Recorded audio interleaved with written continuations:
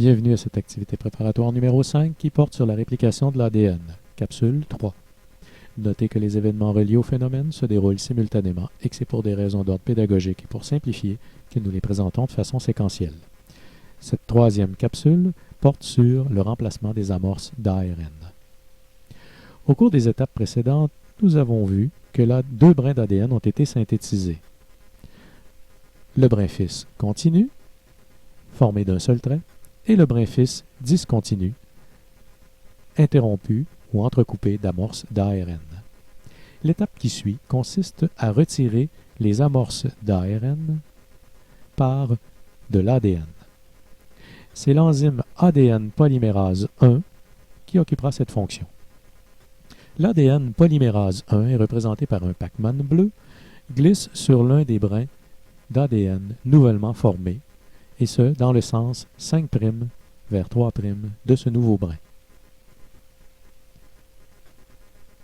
C'est allé un peu vite. Revenons en arrière. Voilà. Dans notre exemple, l'enzyme se trouve sur le brin fils continu en haut. Dès que l'ARN polymérase 1 rencontre l'amorce, elle l'élimine et la remplace par des nucléotides d'ADN. D'autres ADN polymérase 1 agissent de la même manière sur le brin fils discontinu.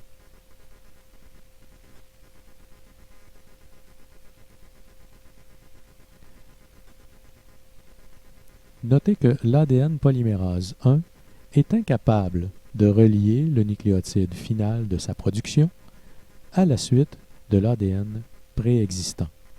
Ceci est illustré par un petit espace qui demeure entre chaque segment d'ADN.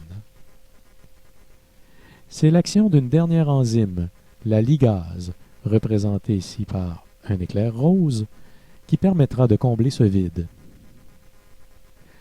La ligase reconnaît les sites non reliés, comme ici sur le brin fils continu.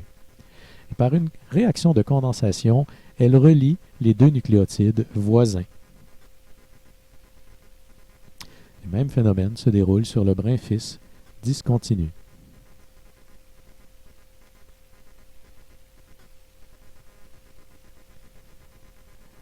Cette dernière action de la ligase permet d'obtenir 2 molécules d'ADN pleines et entières.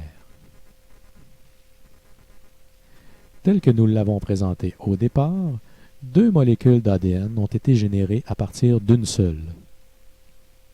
Chaque nouvelle molécule d'ADN est constituée d'un brin provenant de l'ADN d'origine, en jaune foncé, et d'un brin provenant qui est nouvellement synthétisé, en jaune pâle.